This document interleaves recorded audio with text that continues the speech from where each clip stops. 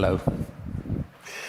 So, in just a few minutes, Elon Musk will be joining us here live on stage for a conversation. Rumor has it there are a few things to talk about with him. We will see. But before that, I just want to show you something special. I want you to come with me to Tesla's huge Gigafactory in Austin, Texas. So the day before it opened last week, the evening before, I was allowed to walk around it, no one else there. And what I saw there was honestly pretty mind-blowing. This is Elon Musk's famous machine that builds the machine. And his view, the secret to a sustainable future, is not just making an electric car, it's making a system that churns out huge numbers of electric cars with a margin so that they can fund further growth. When I was there, none of us knew whether Elon would actually be able to make it here today, so I took the chance to sit down with him and record an epic interview. And I just want to show you an 8-minute excerpt of that interview. So here from Austin, Texas, Elon Musk. I want us to switch now to thinking a bit about artificial intelligence. I'm curious about your timelines and how you predict, and how come some things are so amazingly on the money and some aren't. So when it comes to predicting sales of Tesla vehicles, for example, I mean, you've kind of been amazing. I think in 2014, when Tesla had sold that year 60,000 cars, you said, 2020, I think we will do 500,000 a year. Yeah, we did almost exactly 500,000. 5 years ago, last time you came to TED, I asked you about full self-driving, and you said, yep, this very year, where I am confident that we will have a car going from LA to New York without any intervention. Yeah, I don't want to blow your mind, but I'm not always right. But so what's the difference between those two? Why has full self-driving in particular been so hard to predict? I mean, the thing that really got me, and I think is going to get a lot of other people, is that there are just so many false dawns with self-driving, where you think you got the problem, have a handle on the problem, and then it turns out you just hit a ceiling, because if you were to plot the progress, the progress looks like a log curve. So it's like a series of log curves. So most people don't know what a log curve is, I suppose, but show the shape. It goes up sort of a fairly straight way, and then it starts tailing off, and you start and there's a kind of getting diminishing returns. In retrospect, they seem obvious, but in order to solve full self-driving properly, you have to solve real-world AI.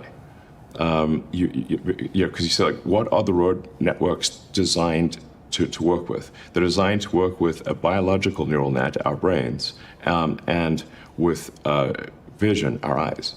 And so in order to make it work with computers, you basically need to solve real-world AI and vision. Because we need cameras and silicon neural nets in order to have self-driving work for a system that was designed for eyes and biological neural nets. I guess when you put it that way, it's sort of like quite obvious that the only way to solve full self-driving is to solve real-world AI and sophisticated vision. What do you feel about the current architecture? Do you think you have an architecture now where there is a chance for the logarithmic curve not to tail off any time soon? Well, I mean, admittedly, these may be infamous last words, but I actually am confident that we will solve it this year. That we will exceed. You say, like, what the probability of an accident? At what point do you exceed that of the average person? Right. I think we will exceed that this year. We could be here talking again in a year. It's like, well, yet another year went by and it didn't happen. But I think this is the year. Is there an element that you actually deliberately make aggressive prediction timelines to drive people to be ambitious? Without that, nothing gets done. So it feels like at some point in the last year, seeing the progress on understanding that the AI, the Tesla AI, understanding the world around it, led to a kind of an aha moment in Tesla? Because you really surprised people recently when you said probably the most important product development going on at Tesla this year is this robot, Optimus. Yes. Is it something that happened in the development of full self-driving that gave you the confidence to say, you know what, we could do something special here? Yeah, exactly. So, it took me a while to sort of realize this, that in order to solve self-driving, you really needed to solve real-world AI. And at the point at which you solve real-world AI for a car, which is really a robot on four wheels, you can then generalize that to a robot on legs as well. The things that are currently missing are enough intelligence for the robot to navigate the real world and do useful things without being explicitly instructed. So the missing things are basically real world intelligence and scaling up manufacturing. Those are two things that Tesla is very good at, and so then we basically just need to design the specialized actuators and sensors that are needed for a humanoid robot. People have no idea. This is going to be bigger than the car.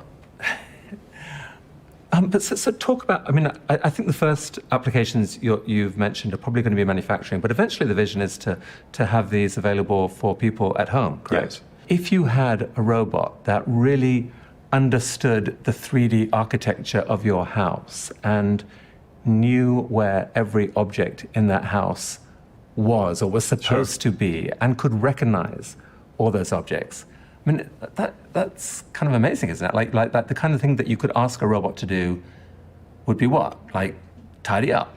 Yeah, absolutely. Or make dinner, I guess, mow the lawn. Take a cup of tea to grandma and show her family pictures. And exactly, take care of my grandmother and make sure, yeah, exactly. It could obviously recognize everyone in the home. Yeah. Could play catch with your kids. Yes. Obviously, we need to be careful that this doesn't become a dystopian situation. I think one of the things that's going to be important is to have a localized ROM chip on the robot that cannot be updated over the air, where if you, for example, were to say stop, stop, stop, that would, if anyone said that, then the robot would stop, type of thing. And that's not updatable remotely. I think it's going to be important to have safety features like that. Yeah.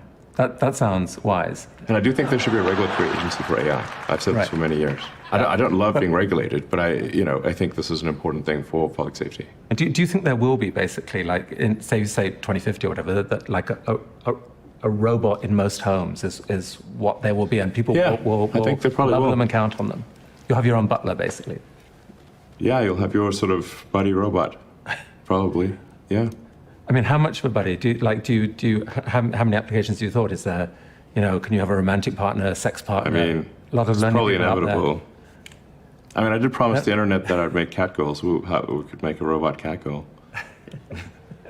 Be careful what you promise the internet. I guess it'll be whatever people want, really. So. What sort of timeline should we be thinking about of the first models that are actually made and sold? Well, the first units that we tend to make are for jobs that are dangerous, boring, repetitive, and things that people don't want to do. And I think we'll have like an interesting prototype sometime this year. We might have something useful next year, but I think quite likely within at least 2 years. And then we'll see rapid growth year over year of the usefulness of the humanoid robots and decrease in cost and scaling up production. Help me on the economics of this. So what do you picture the cost of one of these being? Well, I think the cost is actually not going to be crazy high, like less than a car. Yeah. But thinking about the economics of this, if you can replace a $30,000, $40,000 a year worker, which you have to pay every year, with a one-time payment of $25,000 for a robot that can work longer hours, doesn't go on vacation. It could be a pretty rapid replacement of certain types of jobs. How worried should the world be about that? I wouldn't worry about the sort of putting people out of a job thing. I think we're actually going to have, and already do have, a massive shortage of labor. So I think we will have not people out of work, but actually still a shortage of labor even in the future. But this really will be a world of abundance. Any goods and services will be available to anyone who wants them. That it'll be so cheap to have goods and services, it'll be ridiculous.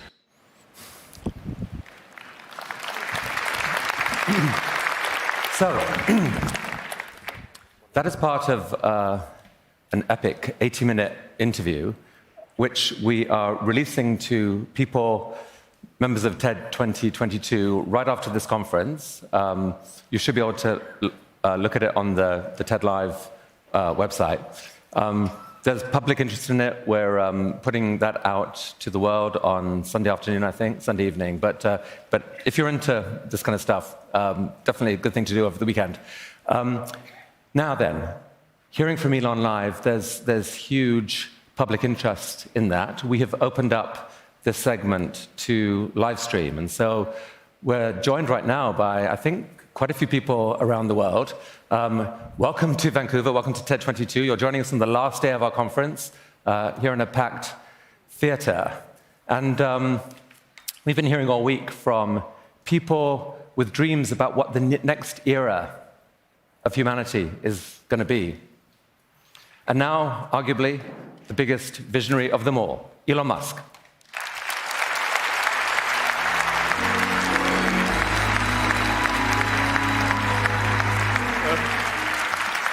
Hey, Elon, welcome.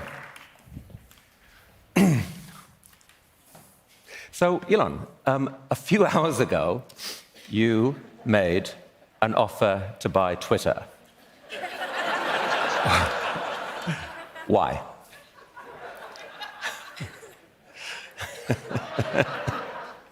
How'd you know? Little bird tweeted in my ear or something, I don't know. By the way, have you seen the movie Ted about the bear? I have. It's a good movie. Don't mention that here. So, was there a question? Why make that offer? Well, I think it's very important for there to be an inclusive arena for free speech, where all, Twitter has become kind of the de facto town square. It's just really important that people have both the reality and the perception that they are able to speak freely within the bounds of the law. So one of the things that I believe Twitter should do is open source the algorithm and make any changes to people's tweets. If they're emphasized or de-emphasized, that action should be made apparent so anyone can see that action has been taken. So there's no sort of behind-the-scenes manipulation, either algorithmically or manually. But last week when we spoke, Elon, I asked you whether you were thinking of taking over. You said, no way. You said, I do not want to own Twitter. It is a recipe for misery. Everyone will blame me for everything. What on earth changed?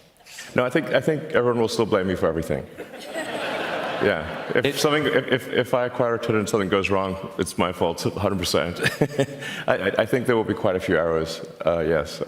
It will be miserable, but you still want to do it. Why? I mean, I hope it's not too miserable, but I just think it's important to the it's important to the function of democracy. It's important to the function of the United States as a free country and many other countries, and to help freedom in the world more broadly than the U.S.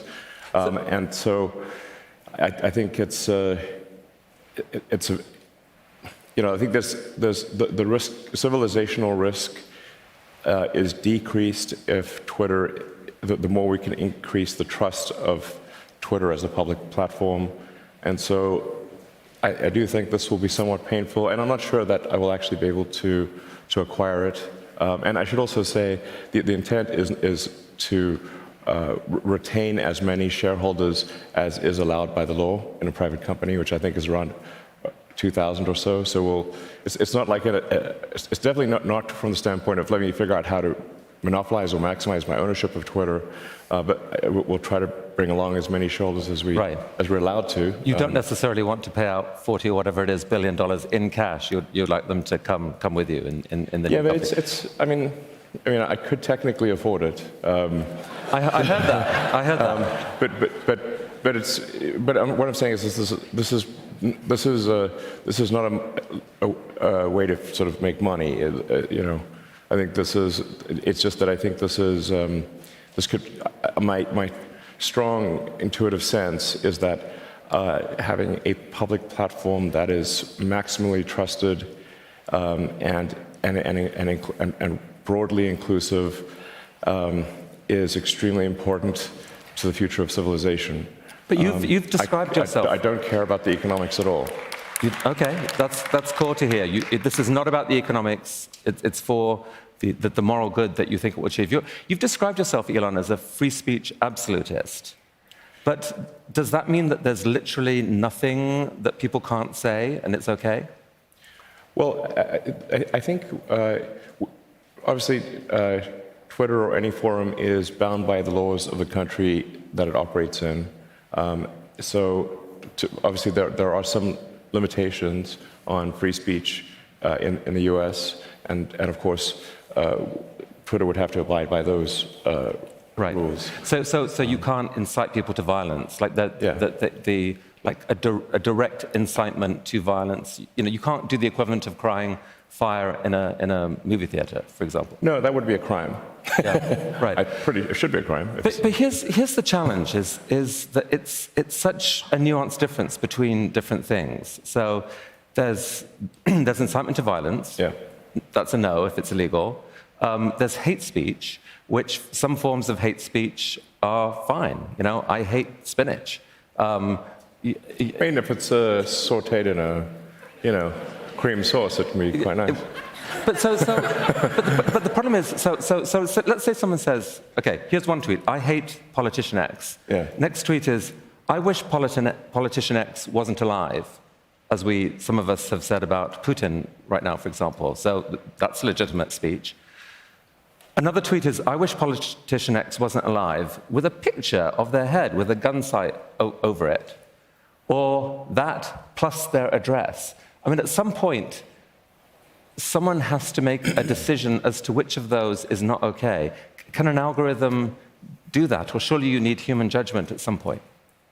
No, I think, like I said, in my view, Twitter should match the laws of the country, and really, there's an obligation to do that.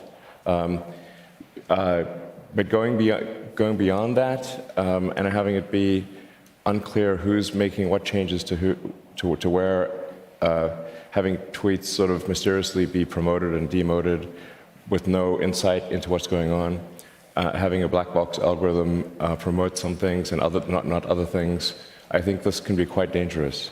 So the idea of opening the algorithm is a huge deal, and I think many people would welcome that, of understanding exactly how it's making the decision. And critique it. And critique it. Improve it. What I mean is, I think the code should be on GitHub, So then, so people can look through it and say, I see a problem here. I don't agree with this.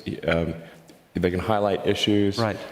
Suggest changes in the same way that you sort of update Linux or Signal or something like that, But as I understand it, at some point right now, what the algorithm would do is it would look at, for example, how many people have flagged a tweet as obnoxious, and then at some point a human has to look at it and make a decision as to does this cross the line or not. That the algorithm itself can't, I don't think yet, tell the difference between legal and okay and definitely obnoxious. And so the question is, which humans, make that call? I mean, do you have a picture of that? Right now, Twitter and Facebook and others, they've hired thousands of people to try to help make wise decisions. And the trouble is that no one can agree on what is wise. How do you solve that?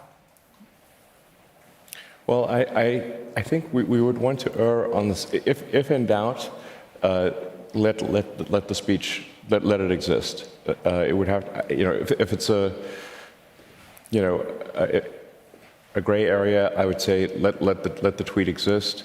But obviously, in a case where there's perhaps a lot of controversy, that you would not want to necessarily promote that tweet. So I'm not saying that I have all the answers here, but I do think that we want to be just very reluctant to delete things and have just be very cautious with permanent bans. Timeouts I think are better than sort of permanent bans, and but just in general, like I said, how it won't be perfect, but I think we wanted to really have, like I said, the perception and reality that speech is as free as reasonably possible, and a good sign as to whether there is free speech is someone you don't like allowed to say something you don't like. And if that is the case, then we have free speech. And it's damn annoying when someone you don't like says something you don't like. That is a sign of a healthy, functioning, free speech situation. So I think many people would agree with that. And looking at the reaction online, many people are excited by you coming in and the changes you're proposing. Some others are absolutely horrified. Here's how they would see it. They would say, wait a sec, we agree that Twitter is an incredibly important town square. It is where the world exchanges opinion about life and death matters. How on earth could it be owned by the world's richest person? That can't be right. So how do you, what's the response there? Is there any way that you can distance yourself from the actual decision-making that matters on content in some very clear way that is convincing to people? Well, like I said, I think it's very important that the algorithm be open sourced and that any manual adjustments be identified. So if somebody did something to a tweet, there's information attached to it that action was taken. And I won't personally be in there editing tweets. But you'll know if something was done to promote, demote, or otherwise affect a tweet. As for media sort of ownership, you've got Mark Zuckerberg owning Facebook and Instagram and WhatsApp, and with a share ownership structure that will have Mark Zuckerberg the 14th still controlling those entities. Literally. Well, certainly we won't have that at Twitter. If you commit to opening up the algorithm, that definitely gives some level of confidence. Yes. Talk about some of the other changes that you proposed. So the edit button, that's definitely coming. If you have your way. Yes. Yeah. And how do you? I think. Frankly. A top priority I would have is eliminating the spam and scam bots and the bot armies that are on Twitter. I think these influence they make the product much worse. If I had a Dogecoin for every crypto scam I saw, we'd have more, 100 billion Dogecoin. So. Do you regret sparking a sort of storm of excitement over Doge and, where it's gone, or? I think Doge is fun, and, I've always said don't bet the farm on Dogecoin, FYI. Right. But I think it's I like dogs and I like memes, and it's got both of those. And but just on the edit button, how do you get around the problem of, so someone tweets Elon rocks and it's tweeted by 2 million people, and then after that they edit it. So Elon sucks, and then all those retweets they're all embarrassed. And how do you avoid that type of changing of meaning so that retweeters are exploited? Well, I think you'd only have the edit capability for a short period of time, and probably the thing to do upon the edit would be to zero out all retweets and favorites. Okay. I'm open to ideas, though.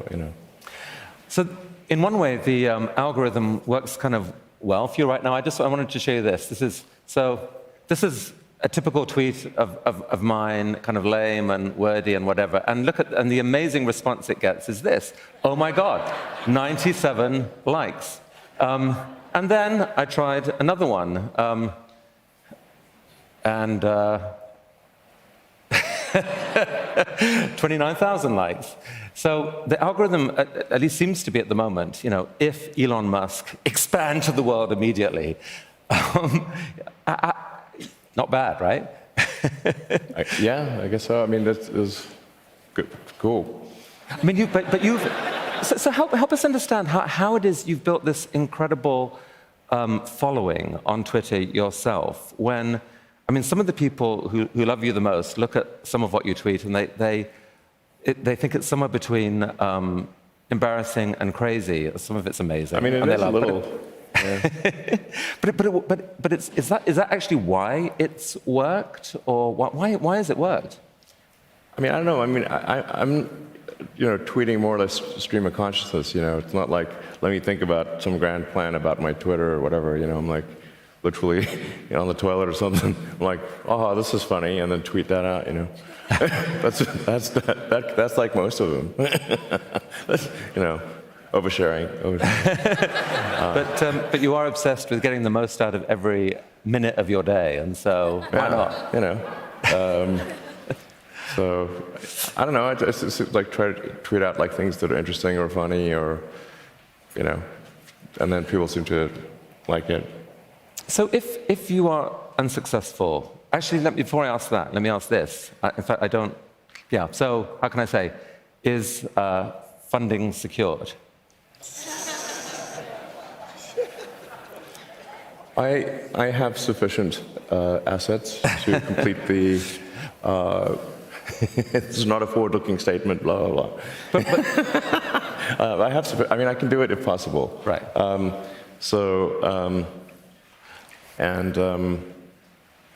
mean, I should say actually, even originally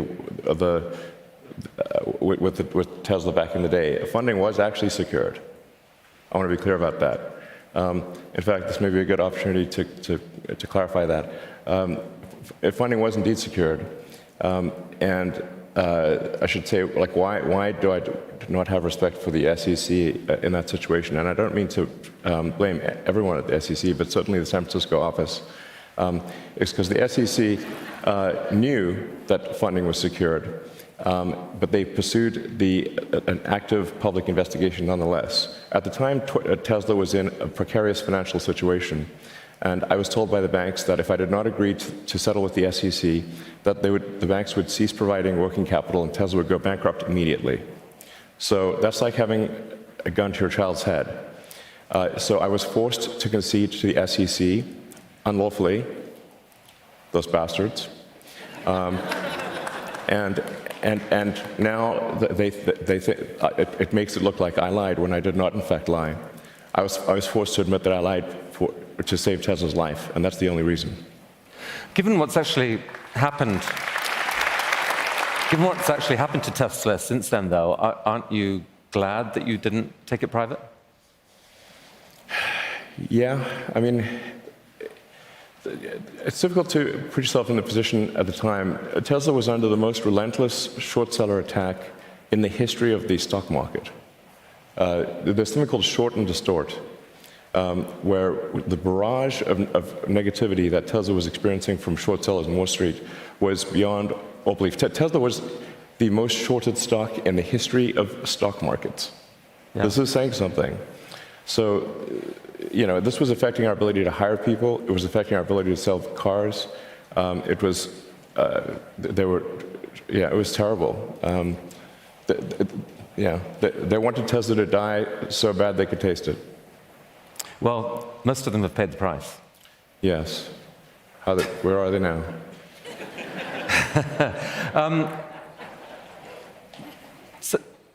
So that was a really strong statement. I mean, obviously, a lot of people who support you, I would have thought, would say, you have so much to offer the world on the upside, on the vision side. Don't waste your time getting distracted by these battles that bring out negativity and make people feel that you're being defensive. Or like, people don't like fights, especially with powerful government authorities. They'd rather buy into your dream. Do you like?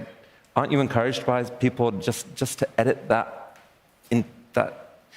temptation out and go with the bigger story? Well, I mean, I would say, like, I'm somewhat of a mixed bag. I mean. Well, you're a fighter, and you don't like to lose, and you are determined that you don't. Basically, I mean, you are. Sure, I don't like to lose. I'm not sure many people do.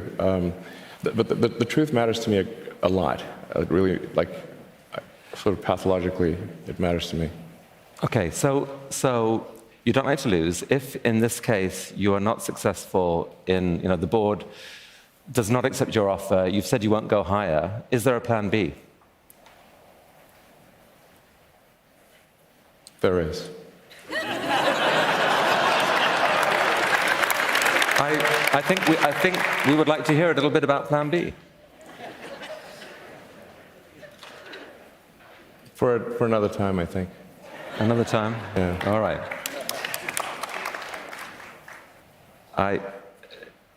That's a nice tease. All right. So I would love to try to understand this brain of yours more, Elon. If, with your permission, I'd like to just play this. This is the... Oh, actually, before we do that, here was one of the thousands of questions that people asked. I thought this was actually quite a good one. If you could go back in time and change one decision you made along the way, do your own edit button, which one would it be and why? Do you mean like a career decision or something? Just any decision over the last few years, like your decision to invest in Twitter in the first place, or your anything.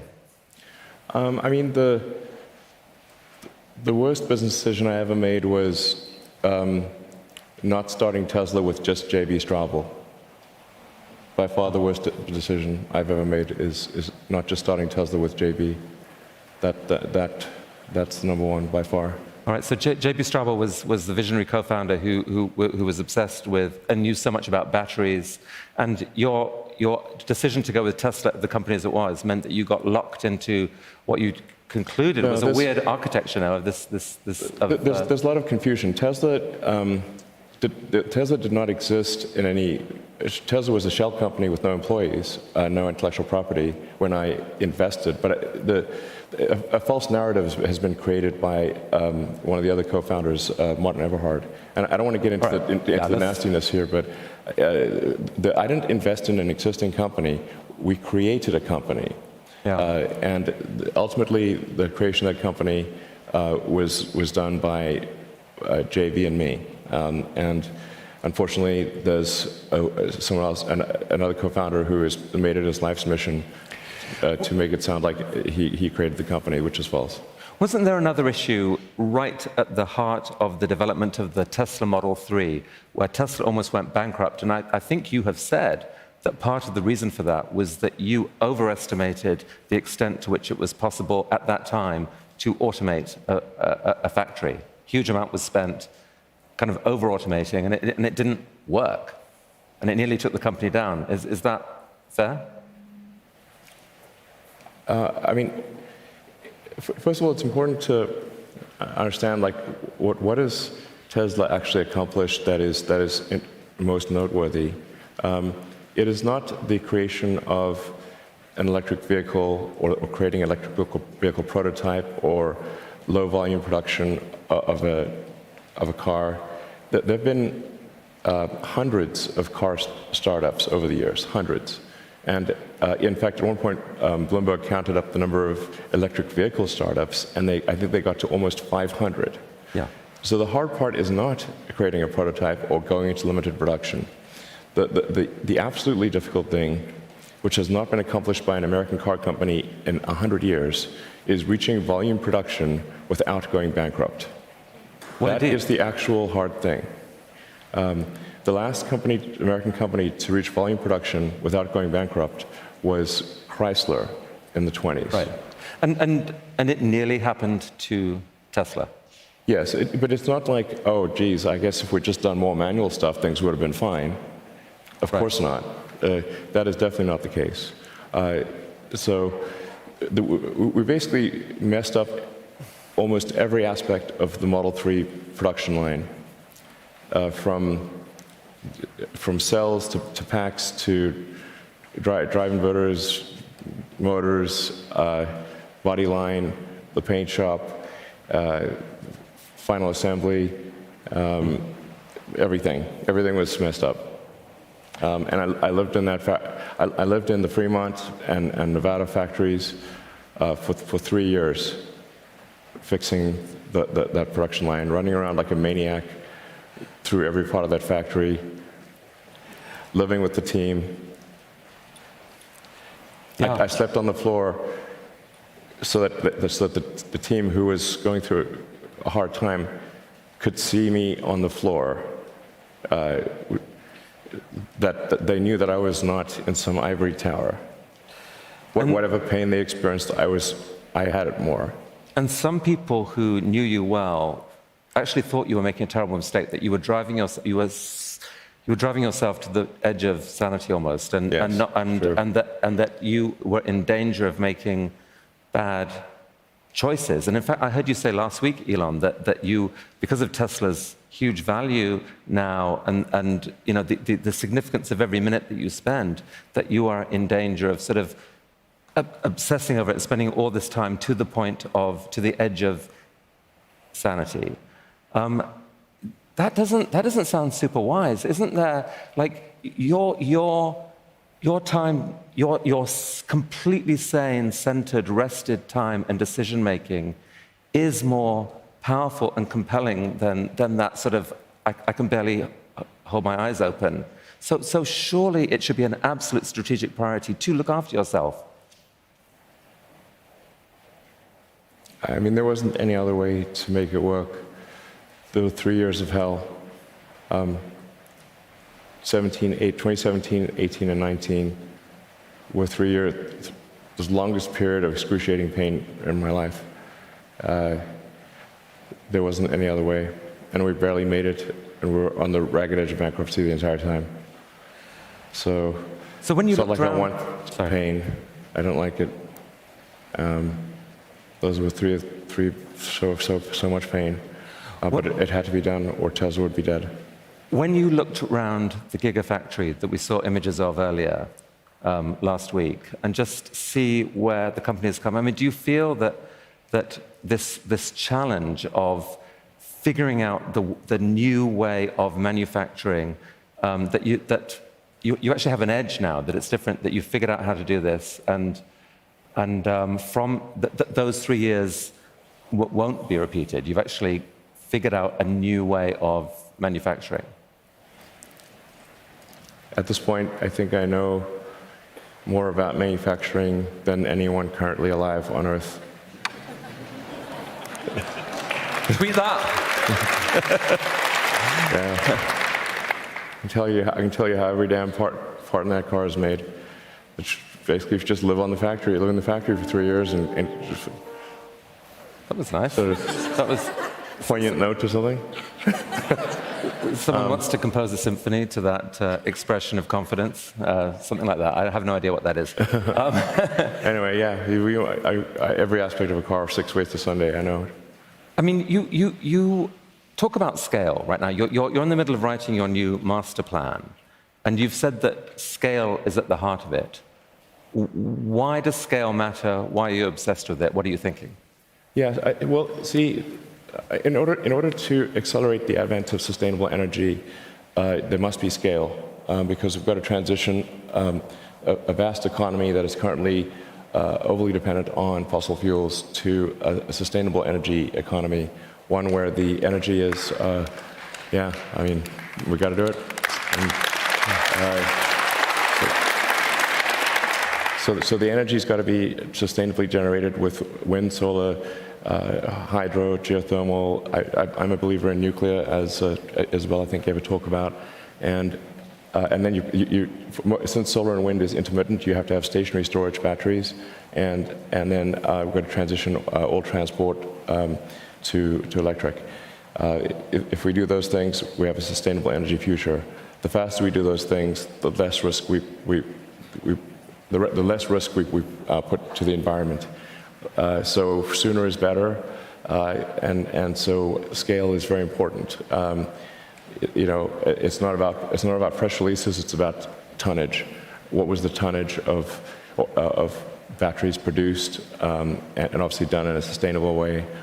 And our estimate is that approximately 300 terawatt hours of battery storage is needed to transition transport, electricity, and heating and cooling to a fully electric situation. There may be some different estimates out there, but our estimate is 300 terawatt hours.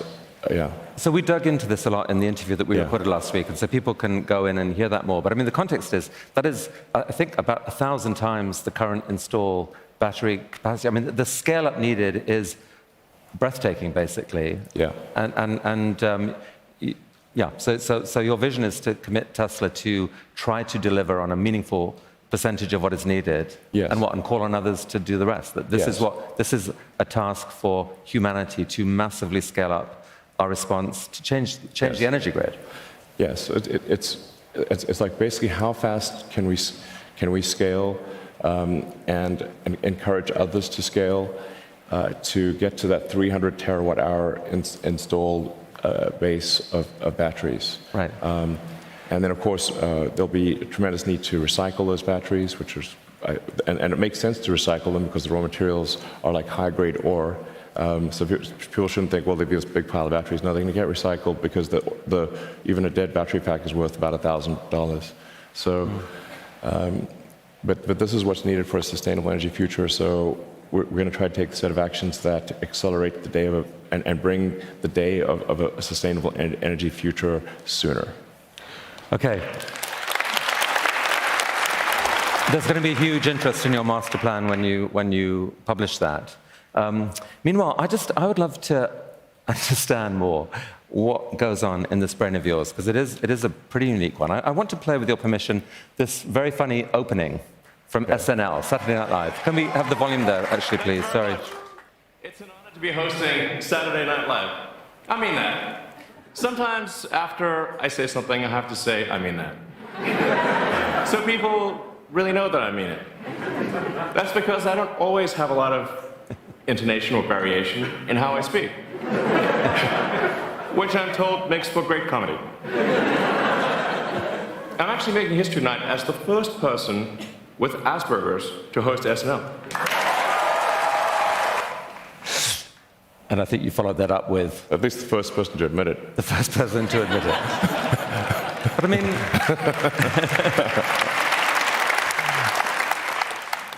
So this was a brave thing to say. I would love to understand whether, how you think of Asperger's, like whether you can give us any sense of, even you as a boy, what the experience was, or as you now understand with the benefit of hindsight. Can you talk about that a bit? Well, I think everyone's experience is going to be somewhat different. But I guess for me, the social cues were not intuitive. So I was just very bookish, and I didn't understand this. I guess others could sort of intuitively understand what was meant by something. I would just tend to take things very literally, as just like the words as spoken were exactly what they meant. But then that turned out to be wrong. You can't. They're not simply saying exactly what they mean. There's all sorts of other things that are meant. It took me a while to figure that out. So I was, bullied quite a lot. So I did not have a sort of happy childhood, to be frank. It was quite rough. But I read a lot of books. I read lots and lots of books. And so that, sort of gradually I sort of understood more from the books that I was reading and watched a lot of movies. But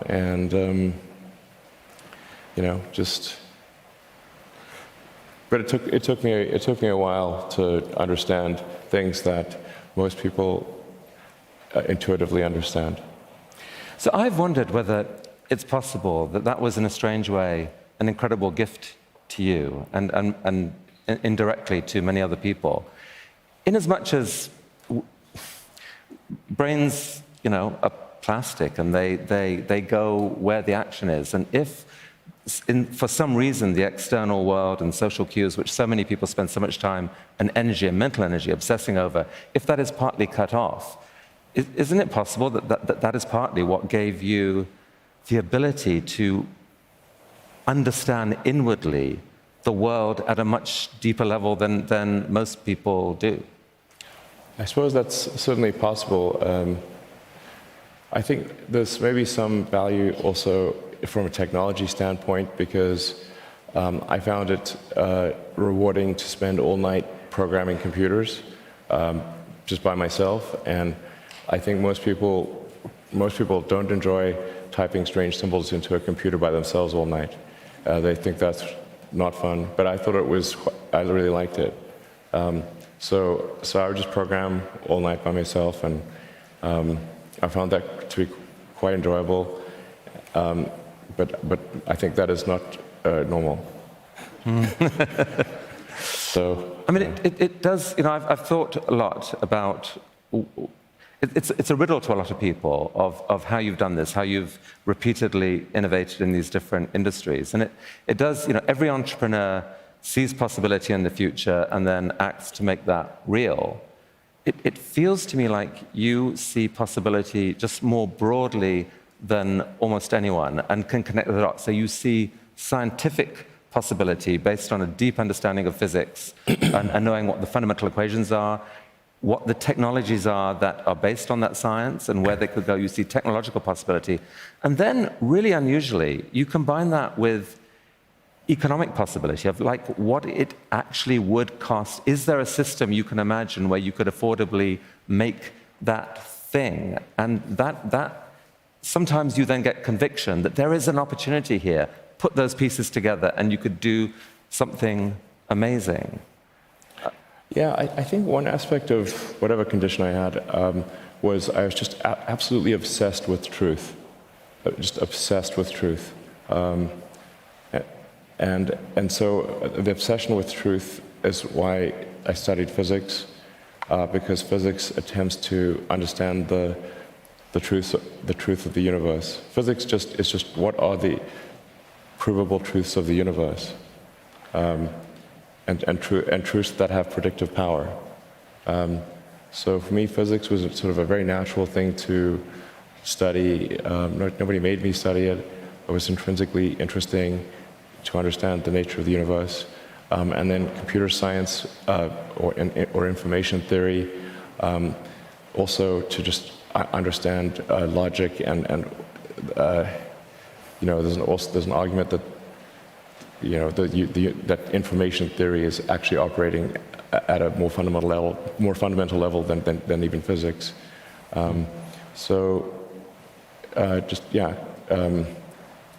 Physics and information theory were really interesting to me. So when you say truth, it's not like some people. So what you're talking about is the truth of the universe, like the fundamental truths that drive the universe. It's like a deep curiosity about what this universe is, why we're here, simulation. Why not? We don't have time to go into that. But you're just deeply curious about what this is for, what this is, this whole thing. Yes, I think the why of things is very important. I actually, when I was young teens, I got quite depressed about the meaning of life, and I was trying to sort of understand the meaning of life, reading religious texts and reading books on philosophy, I got into the German philosophers, which is definitely not wise if you're a young teenager, I have to say. It can be a bit dark. Much better read as an adult. And then actually I ended up reading The Hitchhiker's Guide to the Galaxy, which is actually a book on philosophy, just sort of disguised as a silly humor book, but actually it's actually a philosophy book. And Adams makes the point that it's actually the question that is harder than the answer. He sort of makes a joke that the answer was 42. That number does pop up a lot, and 420 is just 10 times 42. 10 times more significant than 42. Okay. There's you can make a triangle with 42 degrees and two 69s. So there's no such thing as a perfect triangle, or is there?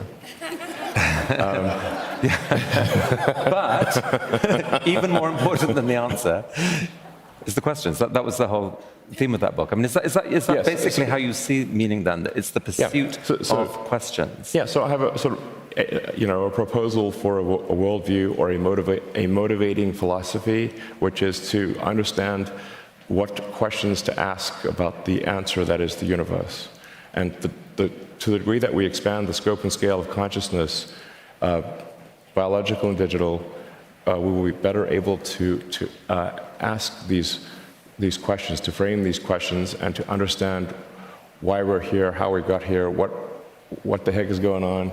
And so that is my driving philosophy, is to expand the scope and scale of consciousness that we may better understand the nature of the universe.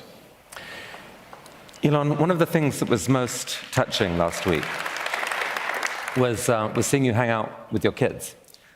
Here's, if I may... It looks vaguely like a ventriloquist dummy there. I mean, how do you know that's real? So that's X, and it was just a delight seeing you hang out with him. And sure. What's his future going to be? I mean, I don't mean him personally, but the world he's going to grow up in. What future do you believe he will grow up in? Well, I mean, a very digital future. A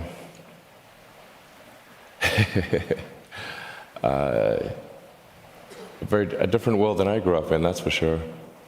But I think we want to obviously do our absolute best to ensure that the future is good for everyone's children, and that that the future is something that you can look forward to and not feel sad about.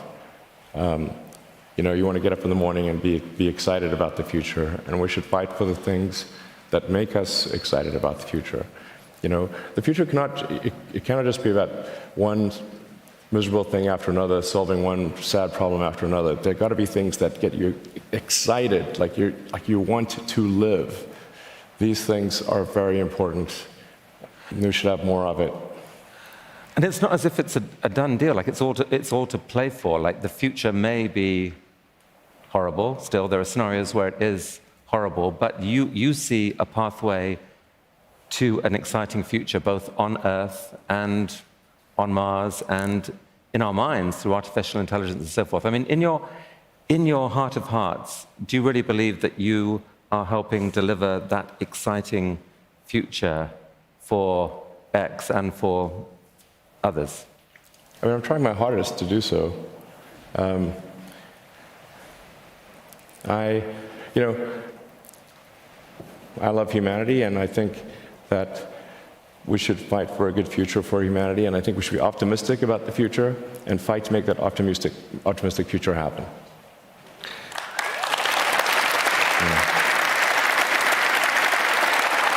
Elon, I think that's a perfect place to close this. Thank you so much for spending time coming here and for the work that you're doing, and good luck with finding a wise course through on Twitter and everything else. All right, Elon Musk. Thank you. Hey. Hey, guys. Hello.